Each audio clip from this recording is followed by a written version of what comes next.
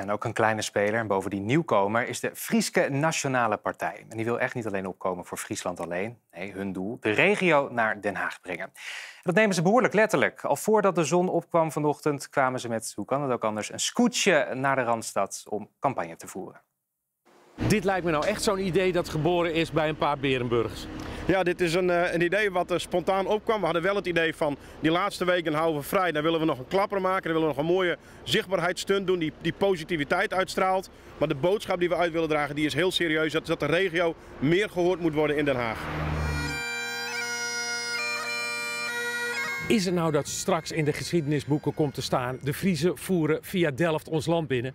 Nou, dat zou heel goed kunnen. Dat zou een sterke tekst zijn voor in een geschiedenisboek. Ik ben geen Fries, waarom zou ik op jullie moeten stemmen? Ja, wat we zien is dat eigenlijk overal waar we in de regio komen de problematiek hetzelfde is.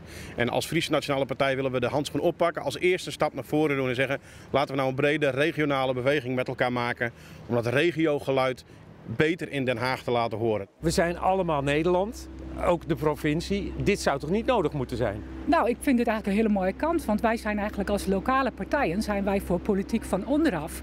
Wij weten wat er in de regio speelt. Maar er wonen mensen van allerlei pluimage, linkse mensen, rechtse mensen. Wat bindt die mensen dan? Nou, wij zijn er ook voor mensen van allerlei pluimage.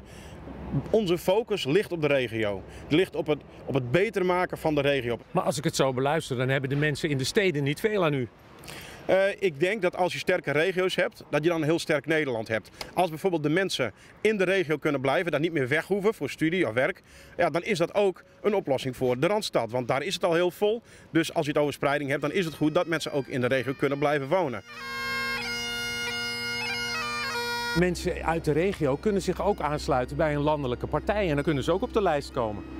Ja, en vreemd genoeg doen ze dat wel, maar komen ze niet op een hoge plaats.